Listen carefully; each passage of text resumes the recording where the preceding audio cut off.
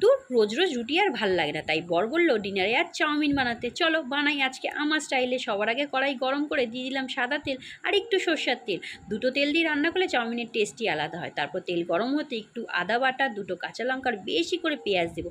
পেঁয়াজ ভাজার সময় অতি অবশ্যই একটু নুন আর চিনি দিয়ে দেবো, কিন্তু পেঁয়াজটা লাল লাল করবো না। পেঁয়াজটা নরম হতেই দিয়ে দেবো সবজির মধ্যে আলু, বিনস, গাজর দিয়েছি। আর অন্যদিকে চাউমিন সেদ্ধ হতে বসিয়ে দিয়েছি। চাউমিন সেদ্ধর সময় অতি অবশ্যই একটু নুন আর সাদা তেল দিয়ে দেবে। তারপর কি এদিকে সবজি ভাজার সময় আমি দিয়ে দিচ্ছি হলুদ ছাড়া কি বাঙালি চাউমিন হয়। আর যেই সবজিগুলো ভালোভাবে সেদ্ধ হয়ে গেছে দিয়ে দিচ্ছি সানরাইজের চাউমিন মশলা। এটা দিলে চাউমিনের টেস্ট দ্বিগুণ হয়ে যায়। তারপর আর কি সবজিগুলো ভালোভাবে ভেজে নেওয়ার পর অল্প অল্প করে চাউমিন দিয়ে সবজির সঙ্গে চাউমিনটা ভালোভাবে ভেজে নেবো। আর আঁচটা রাখবো একদম লো ফ্লেমে। ভালো করে চাউমিনটা সবজির সঙ্গে ভেজে নেওয়ার পর ওপর দিয়ে দিলাম ডিম কুচি। সত্যি কথা বললে ডিম ছাড়া চাউমিন অসম্পূর্ণ। তারপর কি রেডি হয়ে গেছে আমার চাউমিন, রাতের ডিনার। বরকে এবার এটা পরিবেশন করব।